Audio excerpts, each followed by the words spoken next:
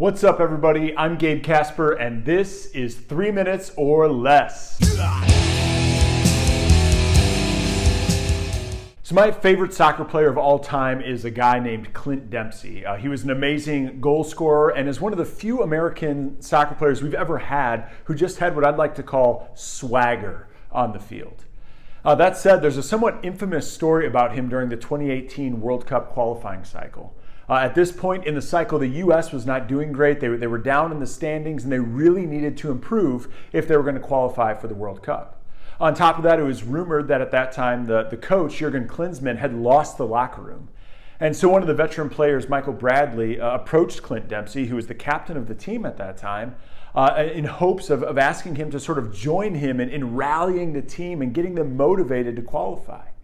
And the story goes that partway through Bradley's plea for support, Clint stopped him and said, "Man, listen, I know what you're asking, and I'm not that guy. I'm not going to help. All I want to do is score goals and catch fish. That's it." The U.S. then failed to qualify for the World Cup for the first time since 1986. Now, I certainly don't lay the entire failure at the feet of Clint Dempsey, but I often wonder, instead of just wanting to simply score goals and catch fish, if Clint had chosen to step up and lead, would we have played in the 2018 World Cup? See, when the going gets tough, there's a very real temptation to escape and just do the things that make us comfortable, to quote, score goals and catch fish.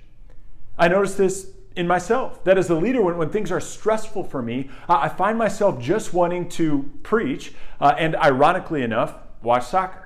That I want to do something I'm comfortable doing and to do something that relaxes me.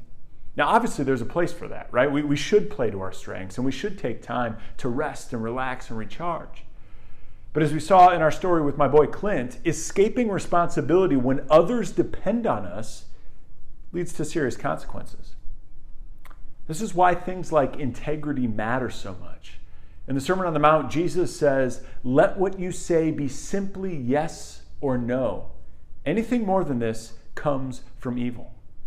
In other words, he's saying, have integrity. Be the sort of person who others can depend on through thick and thin, the person who chooses to do the hard things even when it's costly. Now, of course, none of us does that perfectly, and so we should extend to ourselves and to others grace as often as possible. And yet, the choices we make when things are most difficult radically shape us as individuals. C.S. Lewis puts it like this: every time you make a choice, you are turning the central part of you, the part of you that chooses, into something a little different from what it was before. And taking your life as a whole, with all your innumerable choices, all your life long, you are slowly turning this central thing either into a heavenly creature or a hellish creature. And so, especially when it's hard, choose integrity, choose dependability, choose responsibility, choose to grow through the pain. Our world will be better for it, and so will you.